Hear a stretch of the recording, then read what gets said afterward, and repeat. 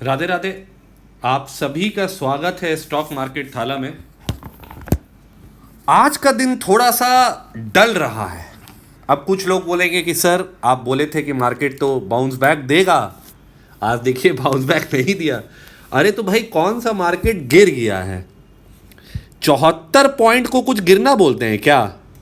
हाँ, 74 पॉइंट। भाई 2300 पॉइंट नीचे से मार्केट मूव किया है। 2300। उसके बाद अगर 75 पॉइंट नीचे आया तो उसको गिरना या प्रॉफिट बुकिंग नहीं कहते। This is not profit booking और गिरना, दिस इज कंसोलिडेशन कहते हैं इसको, है ना। इसको कहते हैं पोजीशंस बन रहे हैं अभी, है ना।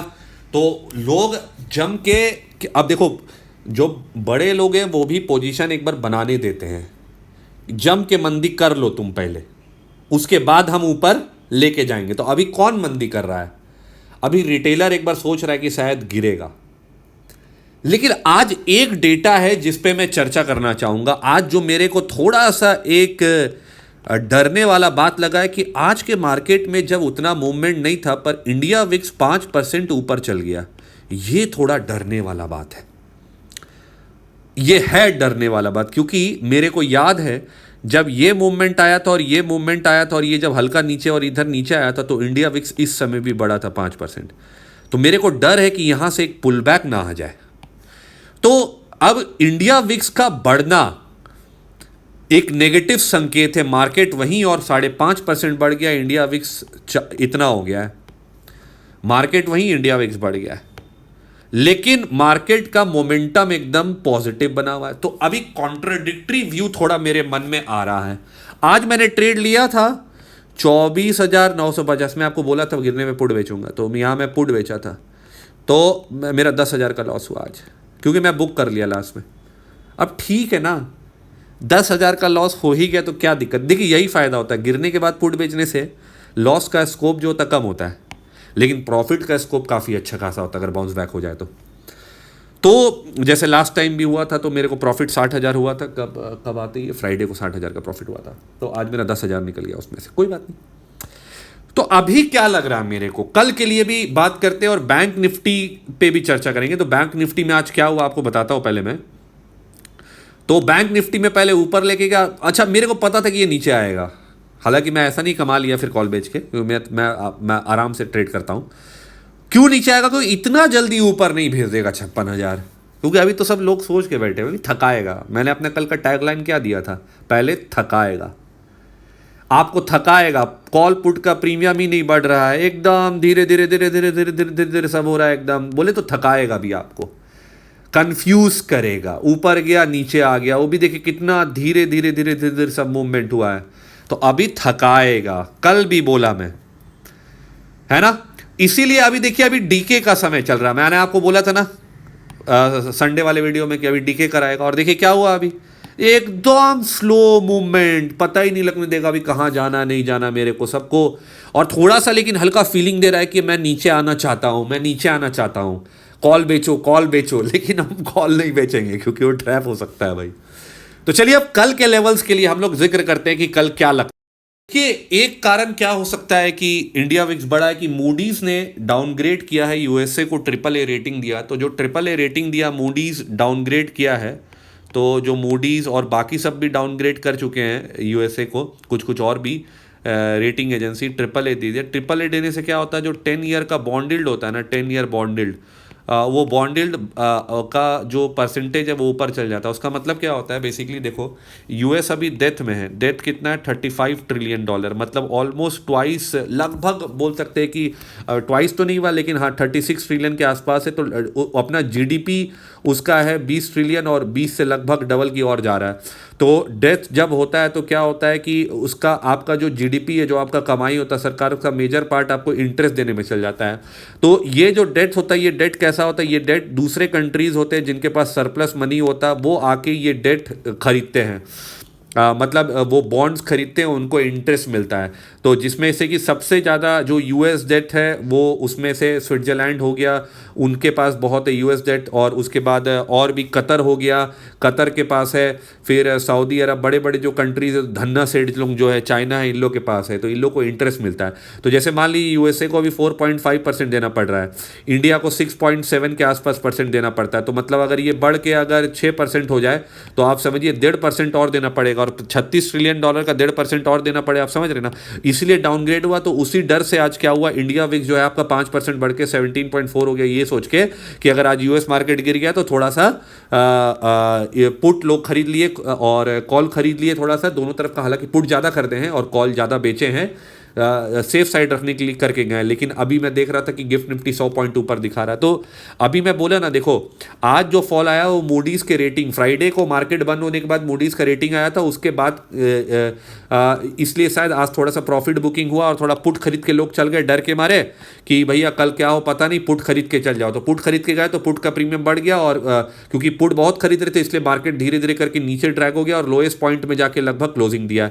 लेकिन आज का लोएस्ट पॉइंट में जाके क्लोजिंग देना को मैं नेगेटिव क्लोजिंग अभी इसलिए नहीं बोलूंगा क्योंकि ये एक्चुअली मूडीज के रेटिंग, और लोगों को डर था कि आज शाम को जब यूएस मार्केट खुलेगा तो बहुत नेगेटिव हो सकता है, उस डर के कारण से आज लोग थोड़ा पुट वगैरह खरीद के गए, और ये जो पुट खरीद के गए प्रीमियम बढ़ा दिए, मेरा 10,000 का लॉस करा दिए, वरना 10,000 का लॉस नहीं होता। कोई बात नहीं, अभी मैं उनसे वापस लूंगा।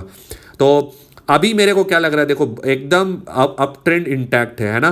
तो मैं जो सोच रहा हूँ कि अगर फ्लैट ओपनिंग होता है तो 24,800 के 50 अगर आता है तब वहाँ इस बार मैं पुट बेचूंगा, और अगर ऊपर का ओपनिंग होता है 25,000 के ऊपर का ओपनिंग होता है तो 24,940 50 900 उसी लेवल के आसपास मैं फिर से पुट बेचूंगा। और ऊपर कॉल कब बेचूंगा, ऊपर कॉल तब बेचूंगा मैं जब एक तरफा मूवमेंट होगा, कितना तक, 25,250 तक। अगर एकदम तेजी से मूवमेंट आ जाए तब मैं यहां जाके फिर कॉल बेचूंगा। तो तेजी से मूवमेंट आएगा तो फिर प्रॉफिट बुकिंग आ जाएगा, लेकिन अगर धीरे धीरे मूवमेंट आएगा तो प्रॉफिट बुकिंग नहीं आ पाएगा, उसमें थोड़ा रिस्क रहेगा, इसलिए मैं कॉल नहीं बेचूंगा। तो मेरा लेवल क्लियर है, 950 में मैं पुट बेचूंगा, और ऊपर 25,250 तेजी से गया तब मैं कॉल बेचूंगा। तो ये रहा निफ्टी के लिए। बैंक निफ्टी तो देखो अभी और थोड़ा सा और आपको थकाएगा अभी बैंक निफ्टी, और उसके बाद फिर थोड़ा सा जब प्रीमियम डिके और होगा फिर आप देखिएगा ऐसा ना मूवमेंट देगा ऊपर। अभी कैसे देखिए ना, ऊपर जा रहा नीचे आ रहा, मतलब लोगों को विश्वास दिला रहा है। देखिए कि मैं ऊपर जाता हूं तो मैं नीचे आता हूं, मैं ऊपर जाता हूं नीचे आता हूं, मैं यहां नहीं टिकता हूं, मैं यहां भी नहीं टिकता हूं, फिर नीचे आता हूं, मैं नहीं टिकूंगा नीचे आऊंगा, मैं नहीं टिकूंगा नीचे आऊंगा। तो मतलब लोगों को विश्वास दिला देगा कि मैं जब भी इस लेवल के आसपास आऊंगा तो मैं कहां जाऊंगा, मैं नीचे जाऊंगा, और फिर एक टाइम आएगा जब मैं पलट के देखूंगा भी नहीं, मैं सिर्फ और सिर्फ एकदम ऊपर जाऊंगा। तो वो समय आ रहा है, लेकिन अभी नहीं बताऊंगा मैं आपको। जिस दिन मैं बड़ा पोजीशन बनाऊंगा मैं आपको जरूर बताऊंगा। तो कल के लिए भी स्ट्रैटेजी क्लियर है कि गिरने पे, अगर आज यूएस मार्केट बहुत ज़्यादा नेगेटिव बंद नहीं होता है, ऐसा कुछ उल्टा सीधा नहीं होता है, तो गिरने, क्योंकि देखो बंद होने भी नहीं देंगे यार। अभी इनका पोजीशन पूरा बुलिश बना हुआ है बड़े लोगों का, तो अभी कहाँ गिरने देंगे। अभी तो कल झांसा देंगे कि मैं इतना बढ़ चुका हूँ, मैं गिरना चाहता हूँ, और गिरना चाहता के चक्कर में लोग आएंगे, घुसेंगे, और फिर सत्यानाश। इसलिए अभी रुकेंगे। अगर फॉल आता है, जैसे मेरा तो एक्चुअली क्या है कि कल खुलते एक बार मूवमेंट देखूंगा मैं, वैसे ऐसा नहीं है। फ्लैट खुला तो 24,850, और ऊपर खुला 25,000 के ऊपर अच्छा खुला तो फिर 24,900 से 950 के बीच में पुट सेल करूंगा। एकदम फंडा क्लियर है। बैंक निफ्टी में नहीं लूंगा अभी ट्रेड, मेरा भाई मैं एक ही ट्रेड लूंगा बैंक निफ्टी में। अभी मैं अपने दिन का इंतजार कर रहा हूं, मैं इतना दिन से बैंक निफ्टी में ट्रेड नहीं किया, मैं अपने दिन का इंतजार करूंगा। I will wait for my level, I will not enter at the levels the big people want me to enter, है ना। So I will enter at my level, I will enter with my comfortability. तो मैं ऐसा नहीं हूँ हड़बड़ा के trade लेना नहीं है। आज जैसे आज हड़बड़ा के तो ट्रेड नहीं लिया, लेकिन ठीक है अब चल गया, कोई बात नहीं। अभी 4 दिन और है, 4 दिन में थोड़ा सा 1 लाख रुपए आ जाए तो अगले वीक जो मेरे को एक रिस्क लेना है बैंक निफ्टी, उसके लिए मेरे पास स्कोप बनेगा, तब मैं खुल के रिस्क ले पाऊंगा। तो देखते हैं कल क्या होता है। कल भगवान करे थोड़ा सा मूवमेंट आए, क्योंकि अब बहुत ज़्यादा स्टिफने, बहुत ज़्यादा जब एक ही रेंज में मूव करता है ना, फिर वॉलेटिलिटी आएगा अभी, क्योंकि विक्स बढ़ गया पर इसमें मूवमेंट ही नहीं आ रहा है। विक्स बढ़ गया पर मूवमेंट नहीं आ रहा, मतलब अब मूवमेंट आएगा, 100% आप देखिएगा कल मूवमेंट आएगा। तो कल थोड़ा बड़ा मूव नीचे तरफ पुट बेचूंगा, थोड़ा बड़ा मूव ऊपर तरफ कॉल बेचूंगा, एकदम क्लियर कट है। कल 2 ट्रेड लेना है मेरे को, 2 ट्रेड में भगवान करे थोड़ा सा पैसा वैसा बन जाए 30-40 हज़ार, तो आज का लॉस भी कवर हो जाएगा। 3 दिन में देखते हैं 1 लाख बनेगा तो बढ़िया है। अगर सिग्नल मिला कोई बड़ा ट्रेड का तो मैं आपको बताऊंगा, मैं बताता ही हूँ आपको। तो कल थोड़ा सा एक बार इंडिया विक्स बड़ा हुआ है, थोड़ा सा रुक के एक बार थोड़ा मूवमेंट बड़ा हो सकता है। तो पहला ना आधा घंटा देख लीजिएगा एक बार कल, अगर आप ट्रेड लेना चाह रहे हैं तो। ऐसे तो अपने फाइनेंशियल एडवाइजर कंसल्ट करिए, मैं सेबी रजिस्टर नहीं हूँ, लेकिन देख लीजिएगा, है ना।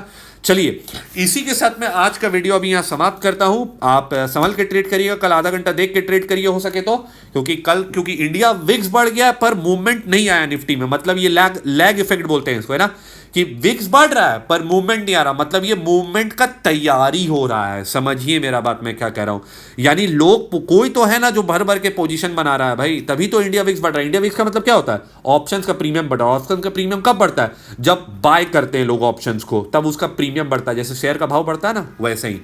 तो संभल के ट्रेड करिए, कल देखते हैं। ऑल द बेस्ट कल के लिए। इसी के साथ वीडियो समाप्त।